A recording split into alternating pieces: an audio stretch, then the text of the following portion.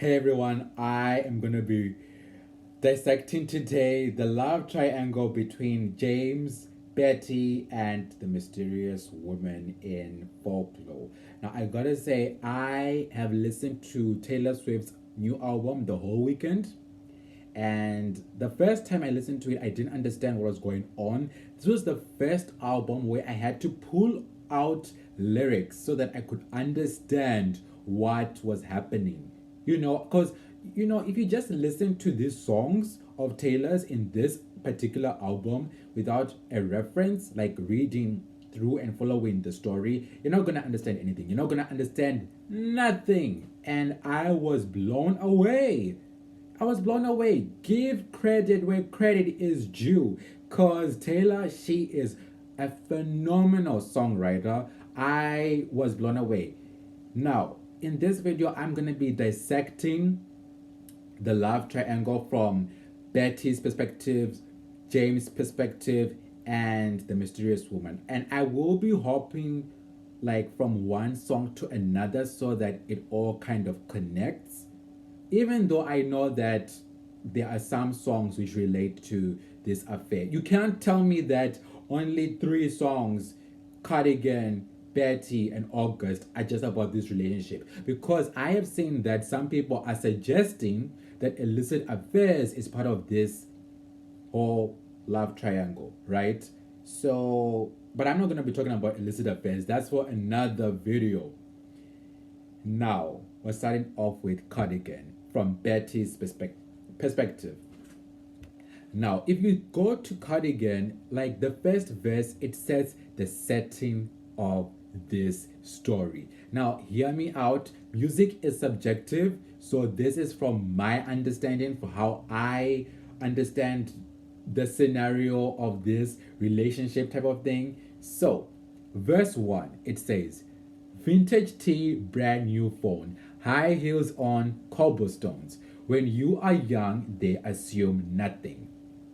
Now, why is Betty wearing high heels? That's the question that I asked myself. I was like, vintage tea, nothing special about that. People wear vintage tees every single day, like AC/DC, the rock band. That's a vintage tee, like that's a band from the past. So nothing special about that first line. But high heels on. This stood out to me because when women wear high heels, in my point of view, I feel like they are going to a special occasion. It might be a date, and that's what I'm thinking. That Betty is probably going on a date with James. Now, the writer says, when you are young, they assume you know nothing. Okay, so whenever a writer emphasizes or repeats a statement or a phrase, it means as the audience we should take note of it. And here Taylor, or should I say Betty, is saying when you are young they assume you know nothing. And who is they? They is society. Society assumes that when you are young, when you're a teenager, you go on dates and relationships, and you get into relationships and they're not serious. It's like there's no commitment or loyalty into them. It's like maybe they're assuming that it's just you winding up time.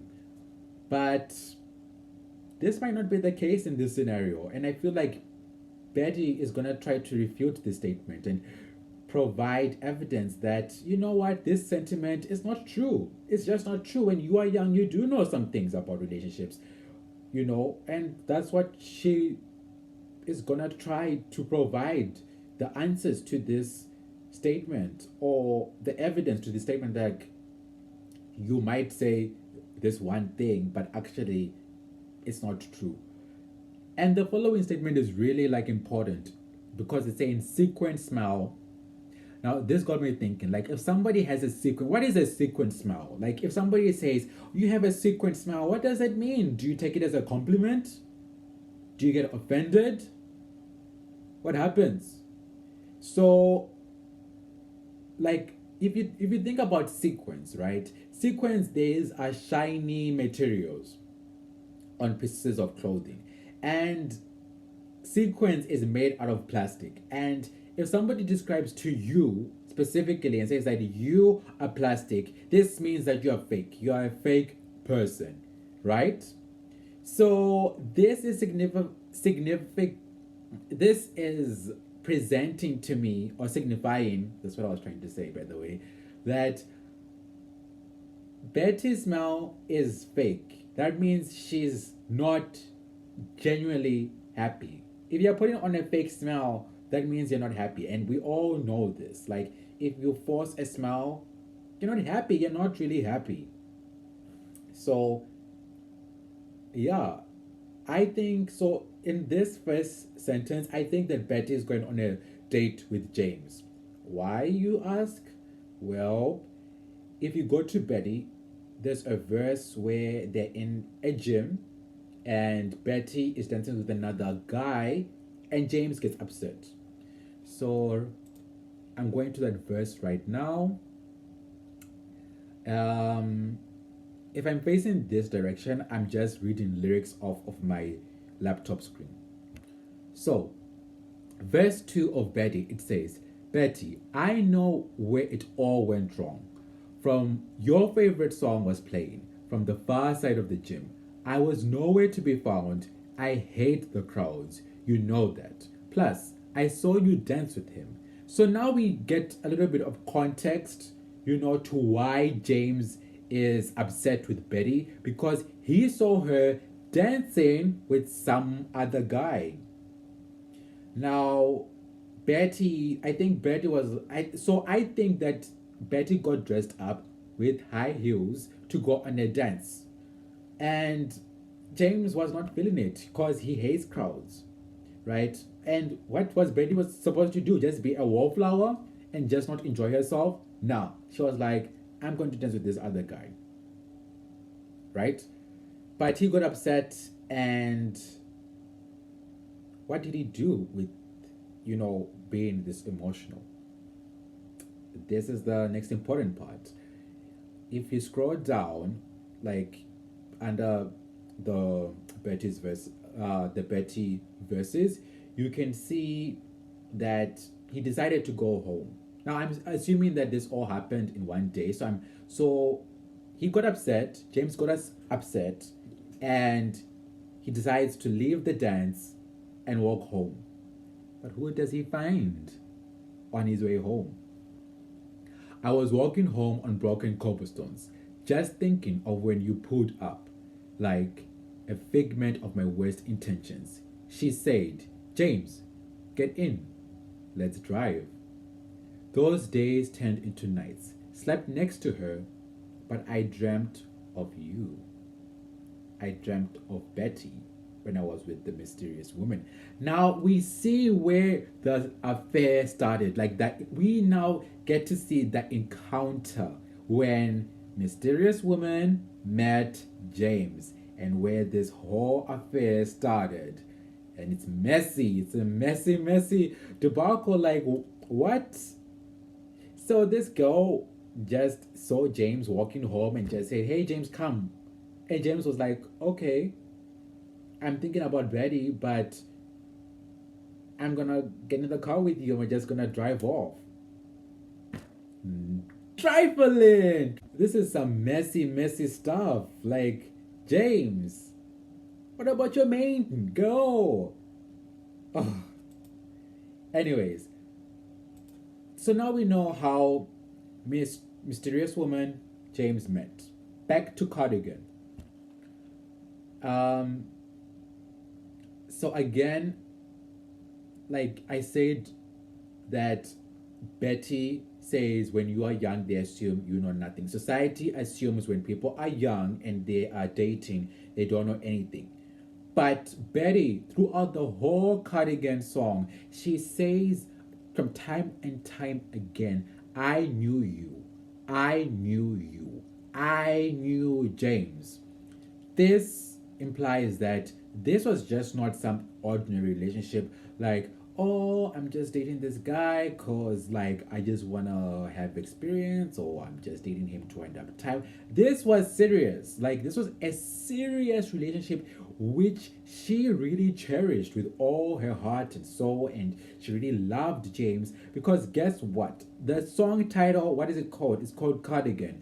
And what does she think about herself? What does Betty think about herself? She thinks, oh, she felt like an old cardigan. And when something is old, it's undesirable. Actually, when wine gets older, like with time, it actually tastes better. But um, in this scenario, old is describing the cardigan, and cardigan is a piece of clothing. And what happens to old pieces of clothing? They wear and they tear and they fade away with time, wear and tear. And you don't desire old clothes. I mean, there are thrift shops which have vintage things, right? But in the preceding line, it says under someone's bed. So this old cardigan is no longer being kept in the closet, well maintained. It's been kept under somebody's raggedy bed, and it's been pretty much forgotten. Forgotten, not important. That's how Betty feels. She doesn't feel good about herself. She doesn't feel valued, she feels she must be having some self-esteem issues about herself, because comparing yourself to an old cardigan, like something which is not important anymore, she's saying that I don't feel important, I don't feel valued. Maybe in her school, like everybody was dating, everybody was in a relationship, or other girls, she was seeing other girls being happy with their boyfriends, and yet here she was probably thinking like, what's wrong with me? Nobody wants me, nobody is making a move, no guy is valuing me, like I'm not important. And then guess who comes into her life? James. And James says, you're my favorite. Everybody wants to feel valued and loved, and this is why she loves James, because James values her. James values her. Why? Because he said, I was your favorite. Betty, you are my favorite cardigan. That's why she loves James. And time and again in Cardigan, she gives us anecdotal and evidence to why she knew him. Reasons to why she loves him. Not only because you're saying that you're my favorite, because that's a compliment. So James compliments Betty. That's what we can get out of this statement. But she knew him. Like throughout the song, she says that, but I knew you dancing in your Levi's drunk under a street light. I knew you, hand under my sweatshirt, baby, kiss it better. But I knew you playing hide and seek, giving me your weekends. So James made time for her. We can see that how he values Betty, because his weekend, he could have been doing something. He could have been like working and earning money, but no, he decided, Betty, on my weekends, I'm going to spend time with you. I'm going to get to know you and spend time with you. So Betty felt valued. But is that the case? Nah, that ain't the case here, because James is playing games. He's being a player. Playing hide and seek. What does that mean? And somebody's playing hide and seek. Hide and seek is a child's game. So he's playing games. Why is he playing games? Well, if we go into the song August after this, we're going to see what like during the summer period, like how James spends his time. It's not with Betty 24/7. Who can, like, he's with the other mysterious woman. We're gonna get back into that in August. But he gave Betty his weekends. What about Monday to Friday? What was James doing?